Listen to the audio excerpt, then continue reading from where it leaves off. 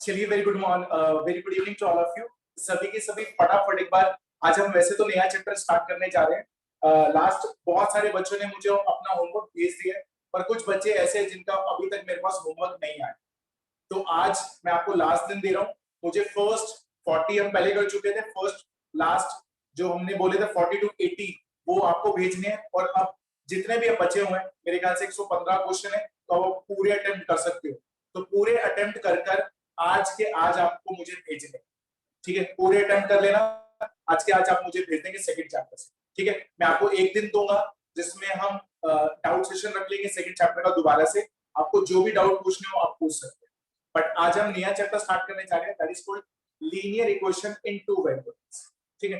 देखते हैं ये क्या चीज है, कैसे है, और क्या क्या चीजें हमें इसमें पढ़नी है, कौन कौन से मेथड्स हमें सीखने हैं, क्या क्या कंडीशंस होंगी, क्या स्टेटमेंट वाले क्वेश्चंस होंगे।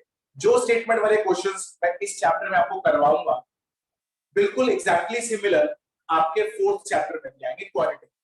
तो अगर आप मेरे से इस टाइप में, इस चैप्टर में टाइप सीख लोगे सारी की सारी, अप्रोक्सीमेटली हम 8 या 9 टाइप करेंगे, सेम टाइप हमारी फोर्थ चैप्टर में। तो फोर्थ में हम सीधा डायरेक्ट क्वेश्चंस के ऊपर उतर सकते, ठीक है? तो इस चैप्टर में सारी टाइप्स अच्छी तरह से, ठीक है? चलिए टॉपिक डाल लीजिए, pair of linear equation. Sorry sir, आप दोनों चैप्टर कंबाइन कराओगे? नहीं नहीं, कंबाइन नहीं होंगे, कंबाइन नहीं होंगे, अलग अलग ही होंगे बेटा। सर मैं 4 पेजेस लीव करना है। हाँ जी हाँ जी, 4 पेजेस को आपको हमेशा लीव करने ही करना। मैं बोलूं ना बोलूं, जैसे चैप्टर कंप्लीट होगा तो आपको 4 पेजेस लीव करने हैं। 4 पेज लीव कर दो।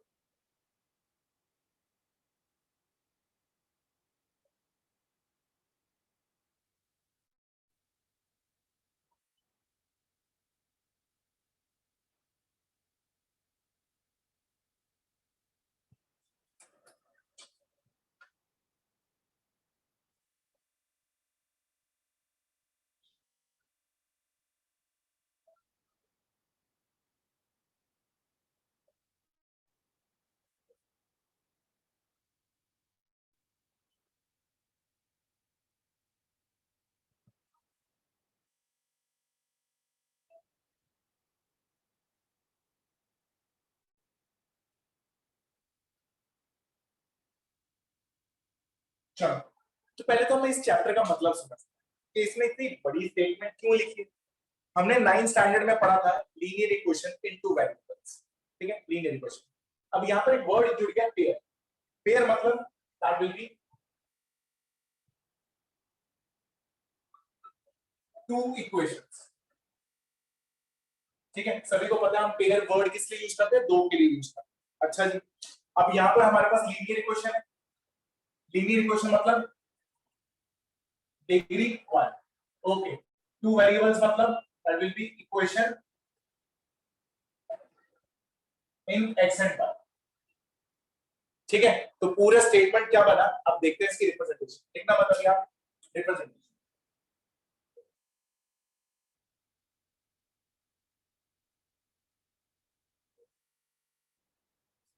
इसकी रिप्रेजेंटेशन होती है a1x plus b1y plus c1 equal to 0। This is a2x plus b2y plus c2 equal to 0। ध्यान से देखना, हमारी जब हम 9th में लेते थे तो हम a इक्वेशन लेते थे, that is ax plus by plus c equal to 0, यही लेते थे, ठीक है? तो हम उसको बोलते थे, यहां से देखते थे linear equation in two variables. Sakshi को इन कर लो। ओके, मैं भी कर लेता हूं, ठीक है? चलो मैं पहले कर लूं, आप उतार लीजिए पहले।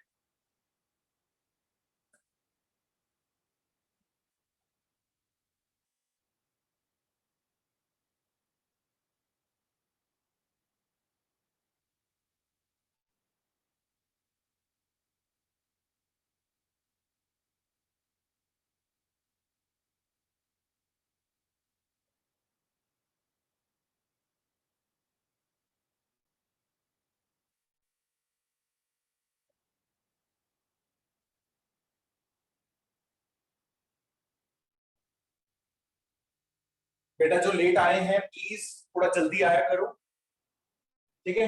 अब हम चैप्टर नंबर 3 स्टार्ट करने जा रहे हैं। which is called pair of linear equation in two variables. ठीक है, आप पहले फटाफट ये उतार लीजिए, मैं इसके बारे में पूरा एक्सप्लेन कर रहा हूँ। तो सर बोलो बेटा। सर आप क्लास रिकॉर्डिंग कब तक सेंड करोगे? सॉरी, क्या कह रहे हो?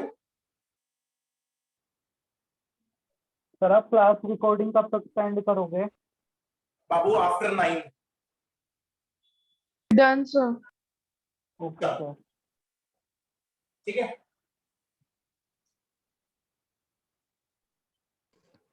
आई रिपीट, मैं फिर से रिपीट कर रहा हूँ। हमने 9 में पढ़ा था linear equation in two value, तो हमने यहां से पढ़ा था लीनियर इक्वेशन मतलब दैट विल बी डिग्री 1, तो x और y की डिग्री कितनी है? 1, दैट इज लीनियर इक्वेशन। और टू वेरिएबल मतलब x और y। अब हमने पढ़ना है पेयर के बारे में। पेयर, अगर हमारे पास एक इक्वेशन गिवन होती है, एक इक्वेशन, तो उसमें हम देखो सॉल्यूशन कैसे निकालते थे। एक को लेट करते थे, दूसरा निकाल लेते थे, वो बॉक्स वाला बनाते थे x और y, तो उसमें हम x को लेट करते थे, y की वैल्यू निकाल लेते थे, फिर y को लेट करते थे, x की वैल्यू निकाल लेते थे। ऐसे कितने सॉल्यूशंस निकल सकते हैं? इनफाइनाइट। तो हमने वहां पर भी देखा था, जब हमारे पास आता था कि अगर हमारे पास एक इक्वेशन गिवन हो तो उसके कितने सॉल्यूशन एग्जिस्ट करते हैं, उसका आंसर था इनफाइनाइट। इनफाइनाइट हम निकाल सकते हैं। ठीक है, अच्छा, अब यहां पर इसके कितने सॉल्यूशंस हो सकते हैं? तो टॉपिक डाल लीजिए, conditions for solution.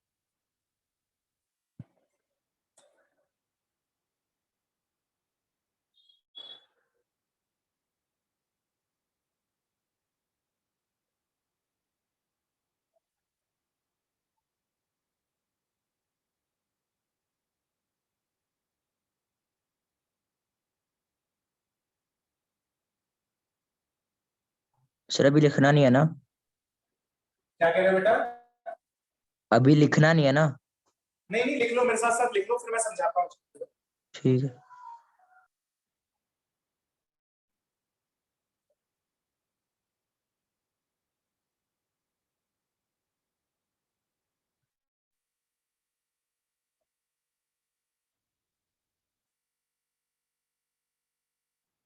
B part क्या लिखा आपने?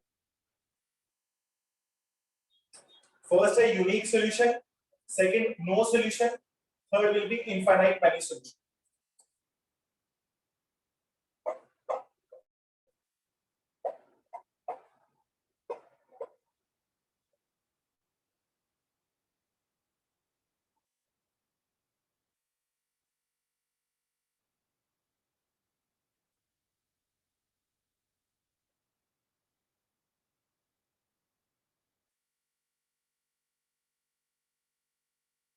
Sir done.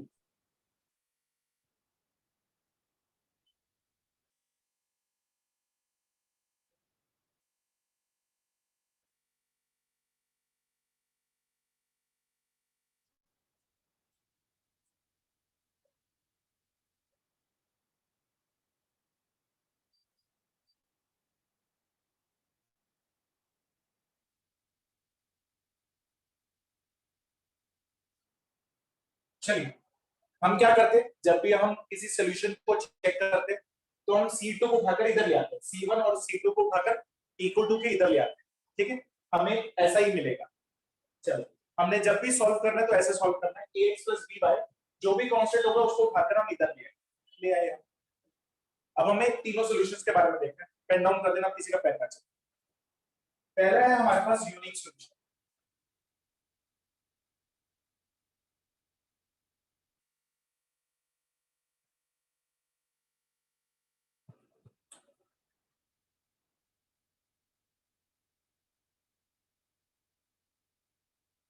फर्स्ट, इसकी हम पहले कंडीशन देखेंगे। कंडीशन,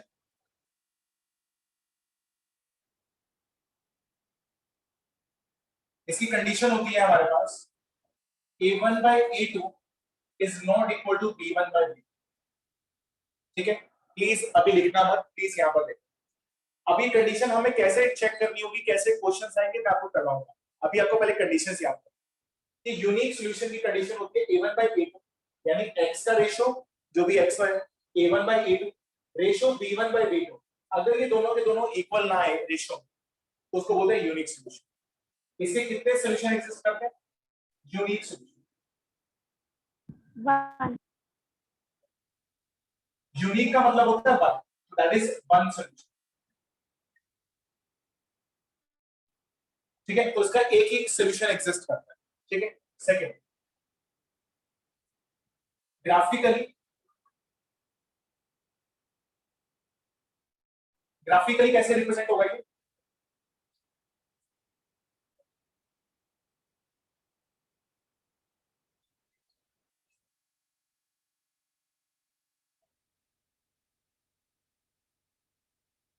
ठीक है, ये मेरे पास लाइन वन है, तो मैं यहाँ पे लिख रहा हूँ a1x plus b1y is equal to में c1, और यहाँ पर मेरे पास क्या है a2x plus b2y is equal to में c2। आप सभी को याद होगा जब हम इसका डायग्राम बनाते थे, अभी मैं आपको बना के भी दिखाऊंगा, टेंशन लेने की जरूरत नहीं। नाइन्थ में जब हम इसका डायग्राम बनाते थे, वो जब चार सॉल्यूशन लिखते थे, तो कैसा ग्राफ बनता था? तुम लोगों को स्ट्रेट लाइन बनती थी। तो ये मेरे पास दो स्ट्रेट लाइन, जब भी यूनिक सॉल्यूशन होगा तो वो एक पॉइंट पे टकराएंगे। कितने पॉइंट पे टकराएंगे? एक पॉइंट। जितने भी पॉइंट पे ये टकराएंगे उतने सॉल्यूशंस होते हैं। तो कितने पॉइंट पे टकरा रहे हैं सर? ये तो एक ही पॉइंट पे टकरा रहे हैं, तो इसका एक ही सॉल्यूशन एग्जिस्ट करेगा, जिसको हम बोलते हैं यूनिक सॉल्यूशन। तो मैं यहां पर लिख रहा हूं x और y। ठीक है, अभी लिखना है थर्ड, इसको बोलते हैं कंसिस्टेंट। क्या बोलते हैं? कंसिस्टेंट। अब कंसिस्टेंट का मतलब क्या होता है मैं आपको भी समझाऊं, पहले आप इतना उतार लीजिए थोड़ा। सर जो आपने अभी करा एक बार ही दोबारा। किस कौन सा पॉइंट बताऊं बेटा? सर ये यूनिक सॉल्यूशन, मेरा नेट थोड़ा खराब चल रहा था तो समझ नहीं आया। कोई बात नहीं, कोई बात नहीं, मैं दोबारा बता। सर पहले यूनिक लिख लो। सॉल्यूशन में हमारे पास ये क्वेश्चंस गिवन होंगी। अगर हमें कभी भी यूनिक सॉल्यूशन को चेक करना है तो हम x का रेशो और y का रेशो को चेक करें। x के रेशो को चेक किया, y के रेशो को चेक किया, अगर ये नॉट इक्वल टू आ जाए, ये इक्वल ना आए, तो उसको बोलते हैं यूनिक सॉल्यूशन। यूनिक का मतलब होता है वन सॉल्यूशन, तो उसका एक ही सॉल्यूशन एग्जिस्ट करे। ग्राफिकली आप इसको कैसे रिप्रेजेंट कर सकते हैं? एक लाइन इधर जाएगी, एक लाइन इधर, तो एक पॉइंट पर ये टकराएंगे, हमेशा एक ही पॉइंट पर टकराएंगे।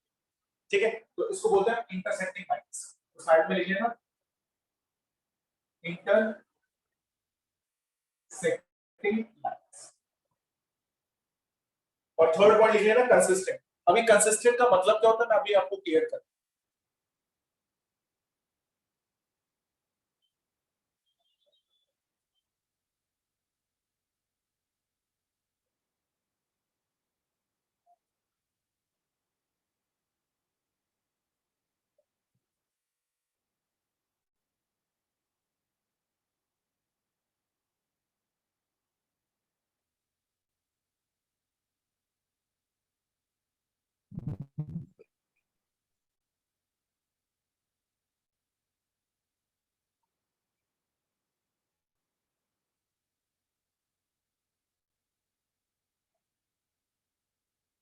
चलिए, एक सेकंड सर। सर वेट, लिख लो लिख लो लिख लो।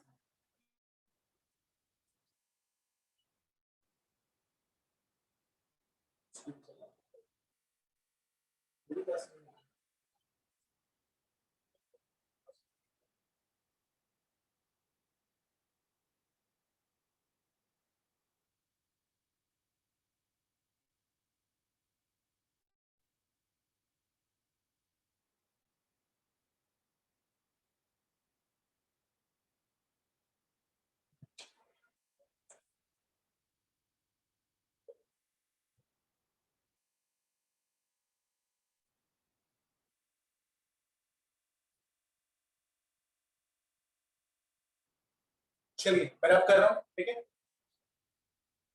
सर ग्राफ मत मिटाना। वेट, आपका थर्ड पॉइंट तो बताया चलो ही लिख लो लिख लो लिख लो।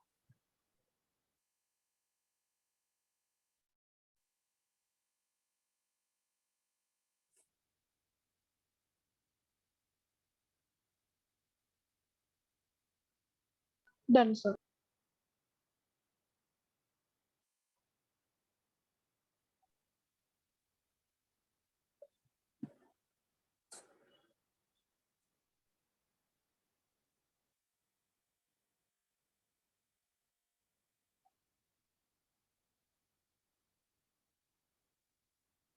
चलो अब सेकंड है हमारे पास नो सॉल्यूशन।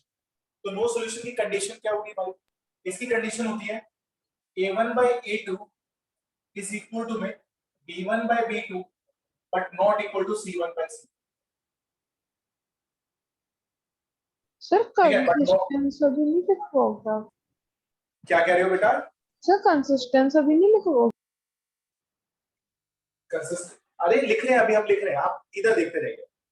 ठीक है, a1 by a2 b1 by b2 और not equal to c1 by c, ये हो जाएगा हमारे पास। तो इसको बोलते हैं नो सॉल्यूशन।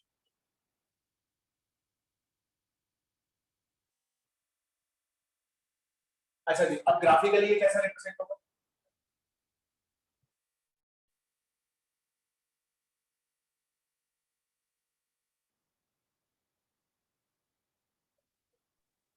पैरेलल।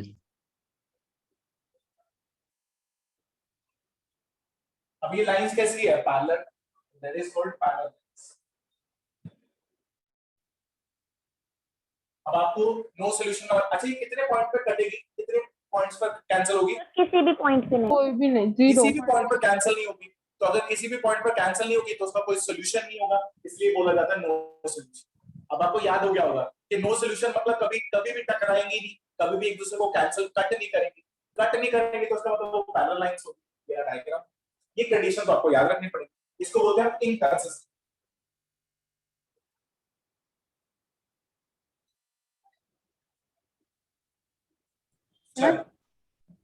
बोलो बेटा। सर कुछ नहीं। बोलो बोलो, लिखो फटाफट। सर ये कंसिस्टेंट और इनकंसिस्टेंट की कोई प्रॉपर डेफिनेशन तो नहीं है, ये सिर्फ नेम है ना। बाबू अभी लिखेंगे, मैंने आपको बोला ना कंसिस्टेंट और इनकंसिस्टेंट की मतलब क्या होता है, मैं समझाऊंगा अभी आपको, अभी समझाऊंगा, अभी मैंने लिखवाया इसके साथ, अभी हम इसकी डेफिनेशन लिखेंगे। सर ठीक है। यूनिक सॉल्यूशन में हमें कंसिस्टेंस लिखना और नॉन सॉल्यूशन में हमें इनकंसिस्टेंस लिखना। इनकंसिस्टेंट होगा ये। Okay sir, inconsistent.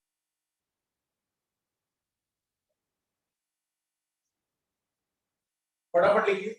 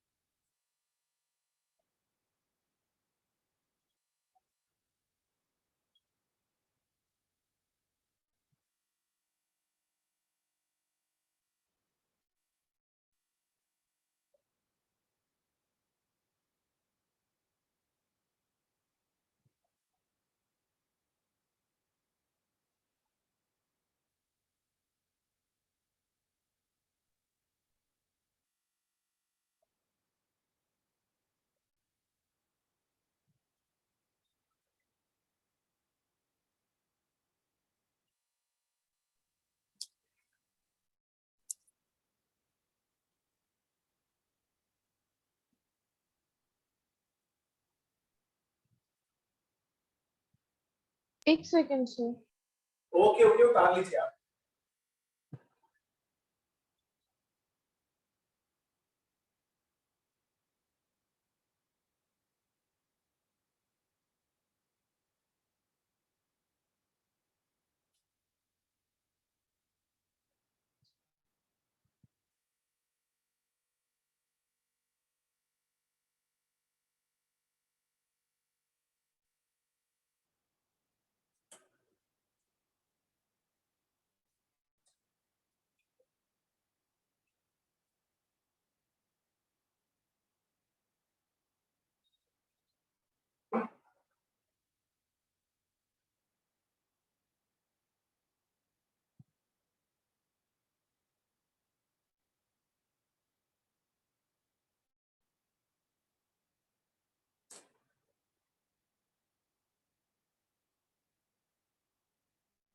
कब कर रहा हूं मैं?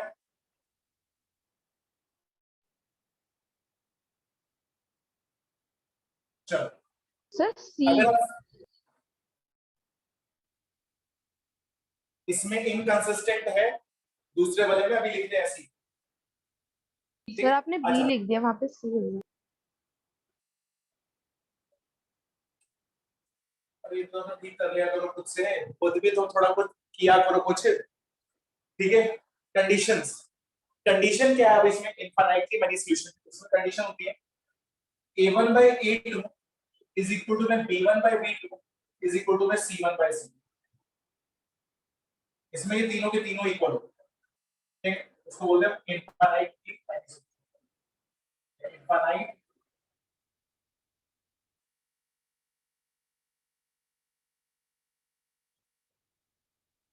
ठीक है। अच्छा, इसका ग्राफ कैसा होगा, अगर आपके पास दो डिफरेंट पेन हो तो दो डिफरेंट पेन को यूज करना। अगर एक लाइन ऐसे जा रही है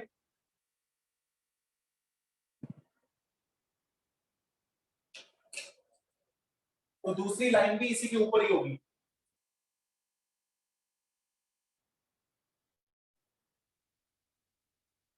यानी सी और डी, ठीक है। तो उसको बोलते हैं कॉन्साइड करना, तो दैट विल बी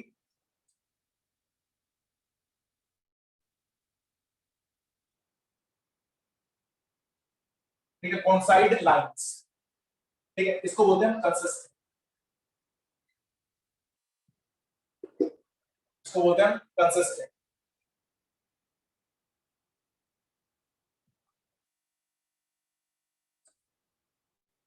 फटाफट उतारिए एक बार।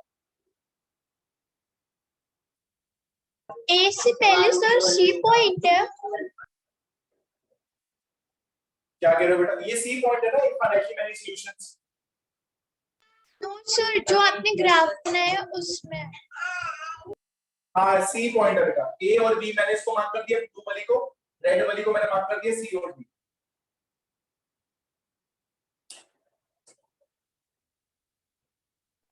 तो सर बोलो बेटा। सर आपने टेस्ट के मार्क्स दे दिए? जिसको नहीं मिली है या जिसको जिसको भी मेरे ख्याल से भी ऑलमोस्ट बच्चों को नहीं मिले होंगे, उसको मैं भेज दूंगा, ठीक है। अभी मुझे टाइम नहीं मिल पा रहा है, थोड़ा सा मैं वीक था लास्ट 2 डेज में, तो जिनको नहीं मिले कोई प्रॉब्लम नहीं, मैं उनको भेज दूंगा, ठीक है। आप उतार लीजिए फिर आप। सर ओलंपियाड वाले टेस्ट के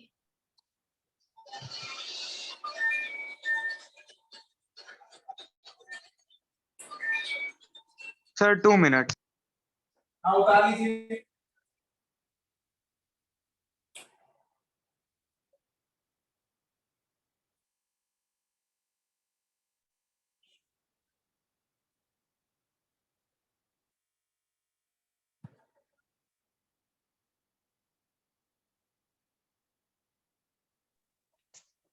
सर मेरा बहुत ज्यादा नेटवर्क इशू हो रहा है, किसी को बोल दो ग्रुप पे नोट्स भेज देंगे।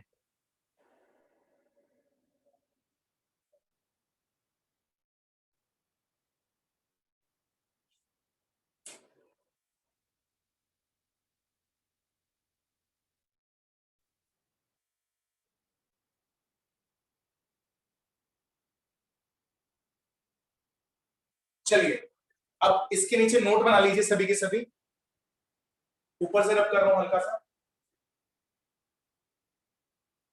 अब ये कंसिस्टेंट और ये इनकंसिस्टेंट होता है, जिसका भी जिस भी इक्वेशंस के एक या एक से ज्यादा सॉल्यूशन हो, एक या एक से ज्यादा सॉल्यूशंस हो, उनको हम कंसिस्टेंट बोलते हैं। जिसका कोई भी सॉल्यूशन एग्जिस्ट नहीं करता उसको हम इनकंसिस्टेंट बोलते हैं। जैसे नो सॉल्यूशन, कोई सॉल्यूशन एग्जिस्ट नहीं कर रहा है तो उसको बोला जाता है इनकंसिस्टेंट। तो डेफिनेशन लिख लीजिए।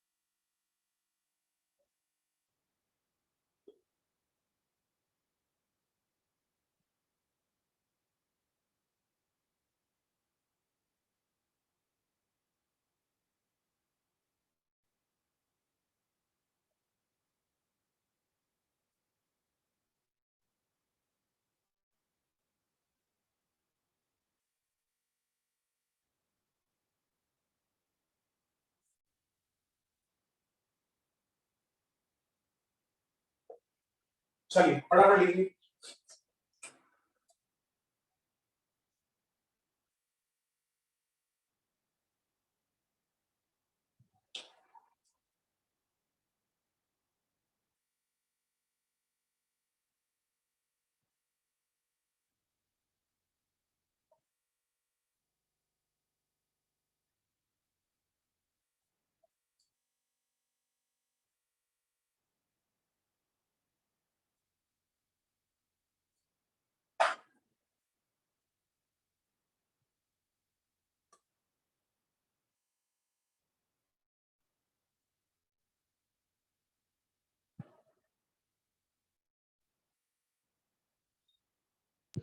सर सब्स्टिट्यूशन मेथड इसी चैप्टर में होगा ना? हाँ जी बेटा।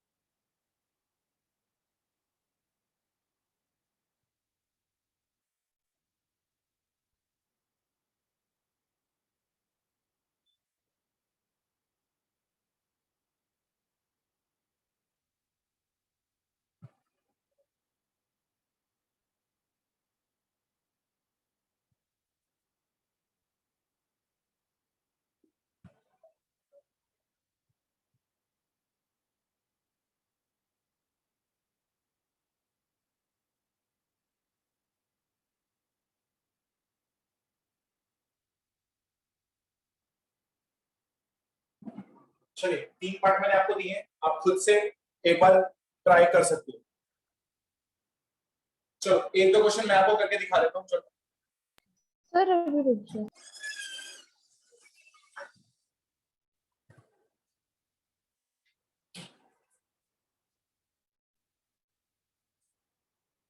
सर बी में जो बी वाली इक्वेशन है तो उसके इज इक्वल टू के बाद -22 लिखा है 32। -22 बेटा। ओके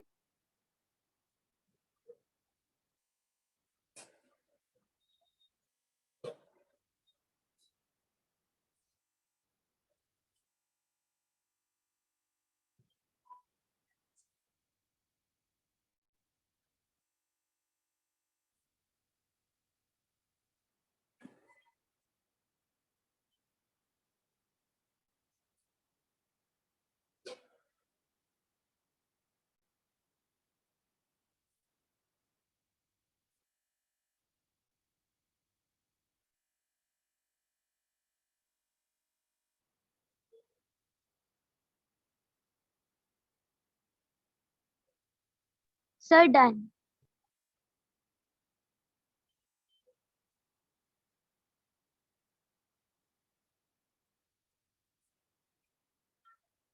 चलो ट्राई करके देखें। पेन डाउन रखना सभी की सभी। 1-2 मैं करा देता हूँ, इसके बाद आप ट्राई करें। चलो अब मुझे बस रेशियो लेना है और कुछ भी नहीं। x वालों का रेशियो लेना है, y वालों का रेशियो लेना है और c वालों का रेशियो लेना है। तो देखते हैं। अगर मैं यहाँ पर देखूं तो मैंने यहाँ पे लिया 3/2, यहाँ पर मैंने लिया 2/-3। क्या पहले दोनों इक्वल आ रहे हैं? नहीं आ रहे, तो मैं सीधा लिखूंगा दैट इज नॉट इक्वल। तो 3/2 इज नॉट इक्वल टू -2/3, तो यहाँ पर क्या आ जाएगा, यूनिक सॉल्यूशन। और कैसा होगा ये, कंसिस्टेंट। तो हमें दो चीजें बतानी है, एक तो मुझे सॉल्यूशंस बतानी है वो किस टाइप के होंगे, और मुझे ये भी बताना है कि कंसिस्टेंट और इनकंसिस्टेंट। तो यूनिक सॉल्यूशन होगा और कंसिस्टेंट होगा।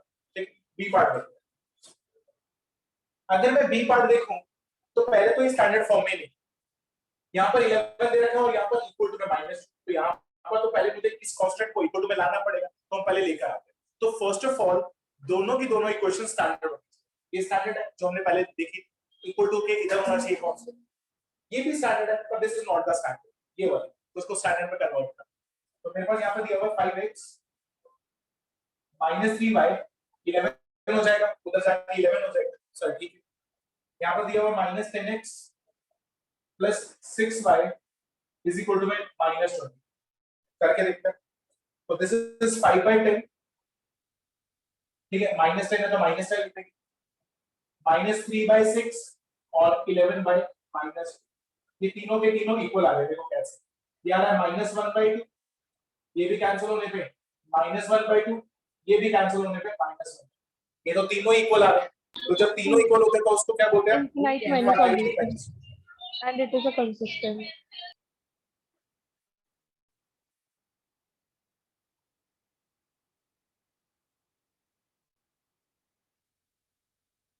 और इसको भी क्या बोलेंगे हम, कंसिस्टेंट। ठीक है, इसको भी क्या बोलेंगे, कंसिस्टेंट। अब थर्ड वाला चेक कर लेते हैं फटाफट जल्दी से। थर्ड वाला खुद से ट्राई करोगे एक बार, Yes, sir. अब फिर फटाफट करो। Done. ओके ओके, कोई बोलिए ना।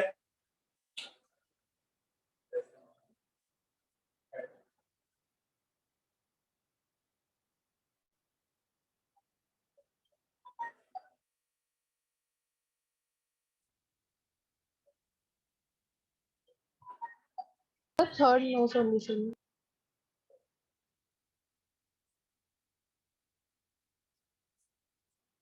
चलो थर्ड पार्ट देख लेते हैं।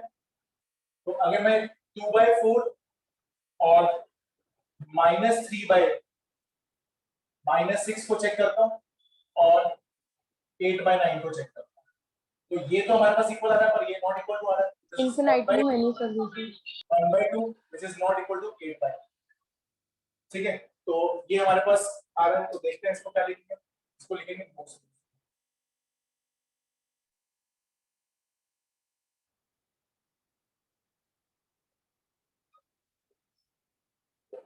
और क्या लिखेंगे, इनकंसिस्टेंट। तो ऐसे क्वेश्चंस आएंगे, हम आराम से अटेम्प्ट कर सकते हैं, कोई प्रॉब्लम। अब इससे रिलेटेड हम थोड़ा सा लेवल को इंक्रीज करके कर रहे हैं। इफ कंडीशन इज गिवन और मुझे वैल्यू निकालनी है k की या किसी भी कांस्टेंट की वैल्यू निकालनी है, तो हम उसको लिखते हैं कांस्टेंट बेस्ड या k बेस्ड क्वेश्चंस। पहले उतार लो आप।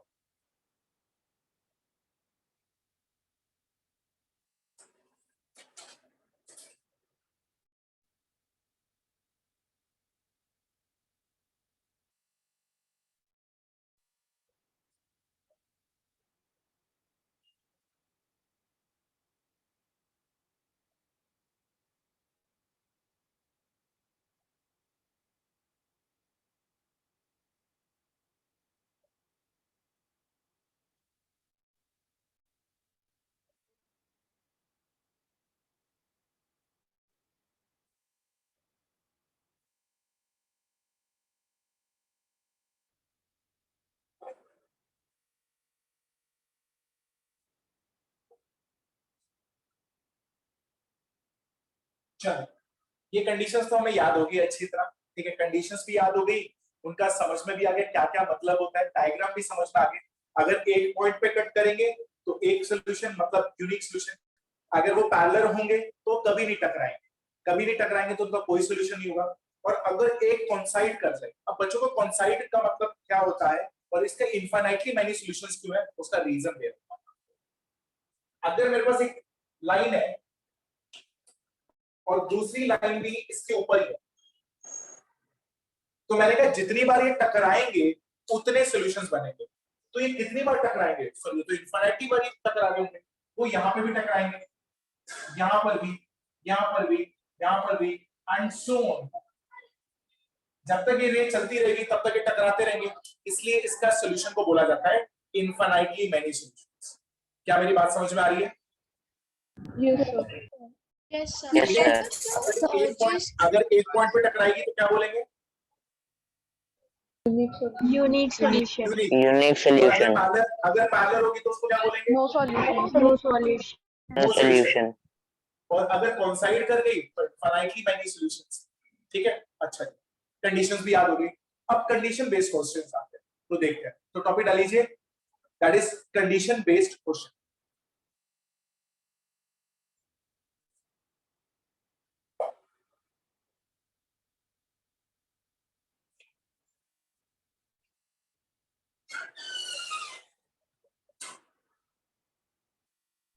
सर आपने उन 3 क्वेश्चंस के बाद कुछ करवाया है अभी?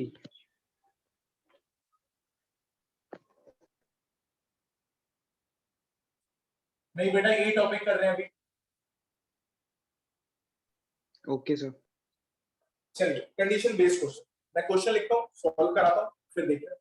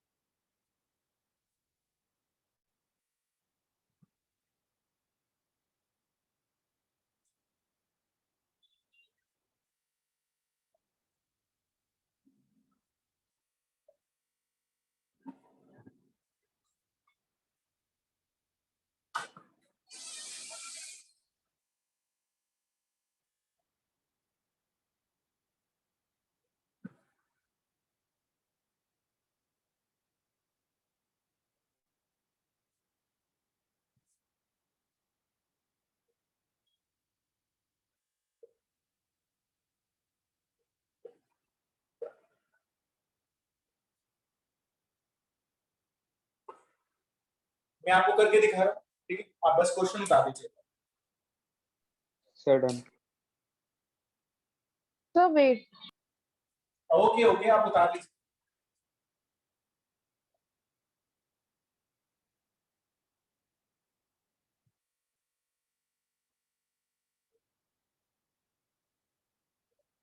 चलो, अब इधर देखो, सभी के सभी पेन डाउन कर दो, इधर देखो, फिर उतार लो।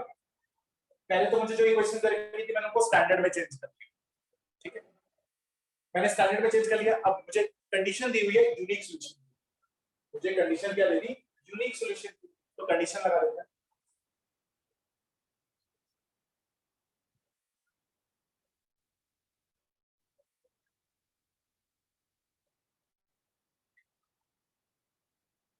वो होती है that is a1 by a2 is not equal to b1 by b। हमारे पास ये कंडीशन होती है। अच्छा, a1 मुझे क्या दिया हुआ है? वो मुझे दिया हुआ है 4, यहां कितना दिया हुआ है? That will be 2 is not equal to, ठीक है, नॉट इक्वल टू लगाऊंगा p by 2, p by 2, ये इधर आ जाएगा, ये इधर, तो यहां आ जाएगा that is 2p is not equal to 8, ठीक है, ये हो जाएगा 2p और ये कितना हो जाएगा 8, तो p की वैल्यू कितनी आ जाएगी? Which is not equal to. तुम कहोगे सर आज तक तो हमने इक्वल टू देखा है, ये नॉट इक्वल टू का मतलब, इसका मतलब है p has any value in the world, कोई भी वैल्यू ले सकता है, पर 4 नहीं आना चाहिए। अगर 4 आ गया तो ये कभी भी यूनिक सॉल्यूशन नहीं बनेगा। 4 के अलावा कोई भी नंबर उठा लो, मैं 5 उठा लूं, 6 उठा लूं, 10 उठा लूं, -4 उठा लूं, तो यहां पर हम क्या लिखेंगे? p has any value except 4, यानी p की कोई भी वैल्यू हो सकती है दुनिया में, बट 4 नहीं होनी चाहिए। तो इसका मतलब है p नॉट इक्वल टू 4 का मतलब है एनी वैल्यू एक्सेप्ट 4, ठीक है, इजी है क्वेश्चन। ये 2 नंबर का आया हुआ क्वेश्चन है, आपकी ही बुक का क्वेश्चन है, और आपसे अगर पूछ ले किसी और फॉर्म में पूछ ले, ठीक है ना, a they they, p they they, q they they, k दे दे, कुछ भी दे दे, तो जो भी नॉट इक्वल टू होगा बस वो नंबर नहीं होना चाहिए, बाकी दुनिया में कोई भी नंबर हो सकता है, ठीक है, बता लीजिए। सर, तो पी की वैल्यू कुछ भी हो सकती सेकंड है। ईयर का एक सेमेस्टर कुछ भी, मतलब हम लोग यहाँ पे लिख आया कि सकते हैं p equals to 9, 7, 5।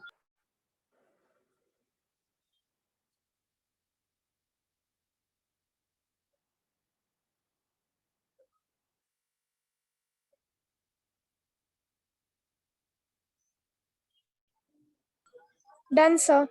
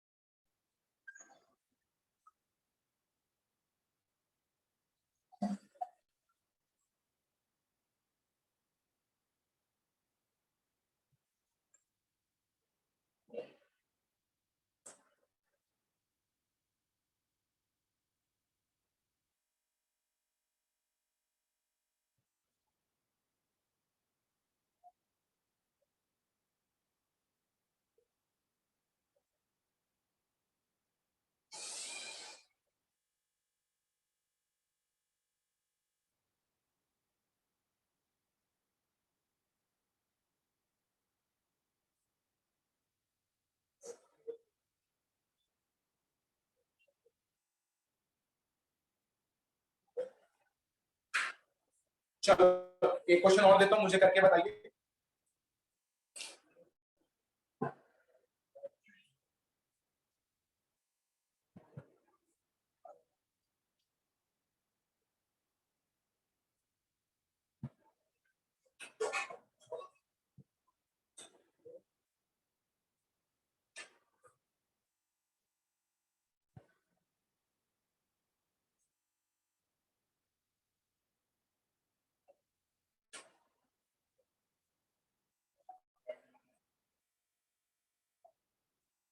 चलो ट्राई करो फटाफट। तो यूनिक सॉल्यूशन ही है ये। हाँ जी, यूनिक सॉल्यूशन ही दिया हुआ है, unique solution. Okay sir.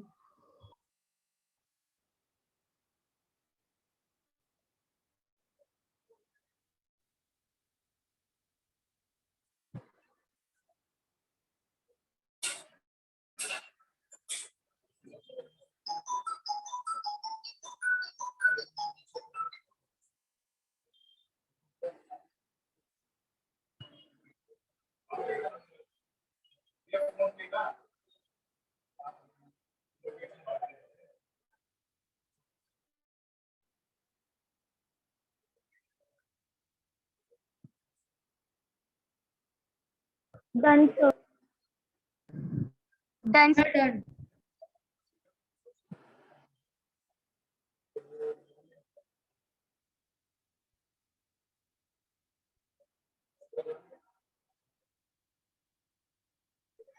Done, sir.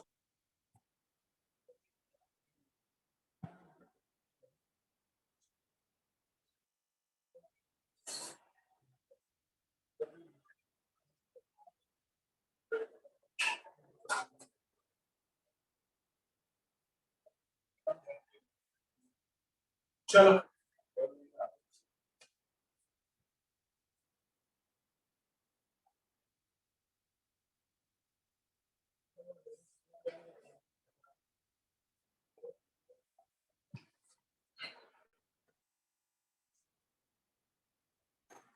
चलो हो गया सभी का, ट्राई करके देख लेते हैं। मुझे अब दिया हुआ है that will B kx plus 8y is equal to 16, that is 2x plus ky is equal to 30। पहले से मुझे स्टैंडर्ड फॉर्म दी हुई है, रख देते हैं कोई बात, कंडीशन रख देते हैं। Condition for unique solution that is a1 by a2 is not equal to b1 by b2, which is k by 2 is equal to 8 by 2। ठीक है, बीच में क्या देना, नॉट इक्वल टू। अच्छा, k से k मल्टीप्लाई हो जाएगा तो यहां देना k square is not equal to, that will be 60। अच्छा, रूट उधर जाएगा, रूट उधर जाएगा तो k की वैल्यू आ जाएगी हमारे पास नॉट इक्वल टू रूट 16। और रूट 16 कितना होता है? 4. 4 ये दो साइन लेगा या एक ही साइन पे चल जाएगा काम? तो एक ही साइन में चलता एक साइन पे देख लो, आराम से देख लो, सर दोनों साइन कंसीडर हैं। ठीक है बेटा, प्रेक्षा बेटा, जब भी क्वांटिटी आएगी तो it takes two signs, that is plus minus. तो k की वैल्यू प्लस माइनस 4 नहीं होनी चाहिए, बाकी कुछ भी हो सकता है। तो यहां पर लिख दोगे that is k has any value. मैं आपको प्रूफ भी करके दिखा देता हूं, चिंता मत करो। k has any value except 4 and minus. ठीक है, किसी को प्रूफ चाहिए तो मैं प्रूफ भी कर देता हूँ। मेरे करने हैं। नहीं, आप अपने लिए रख सकते हैं, बोर्ड में नहीं करके आना, बट आपको पता होना चाहिए कि प्रूफ का मतलब। अगर मैं k की वैल्यू 4 रखता हूं तो यहां पर हो जाएगा 4x plus 8y is equal to 16, that is 2x plus 4y is equal to 4। तो यहां आ जाएगा 4/2 इज इक्वल टू 8/4। ये कैंसिल होकर कितना देगा, दैट इज 2 इक्वल टू। तो बाबू ये यूनिक सॉल्यूशन होगा कभी प्रेक्षा?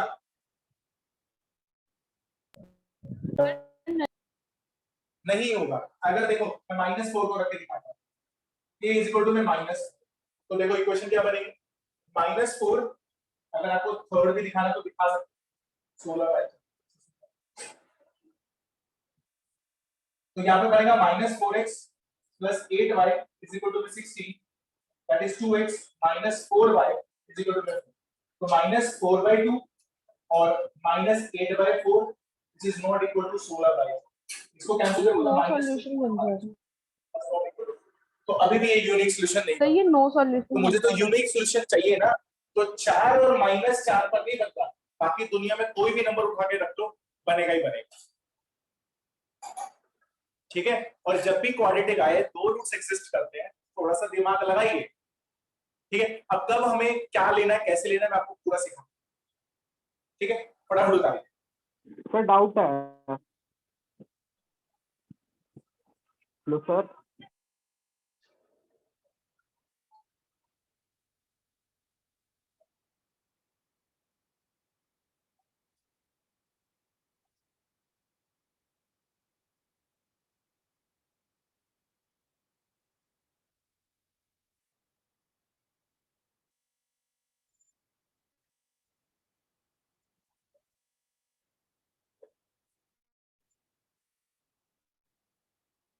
चलो, अभी कुछ कंडीशन बेस्ड क्वेश्चंस और भी हैं, वो हम नेक्स्ट क्लास में ही देख पाएंगे। तो आप यहां तक एक बार फटाफट रिवाइज कर लीजिए, कोई भी डाउट लग रहा है तो पूछ लीजिए।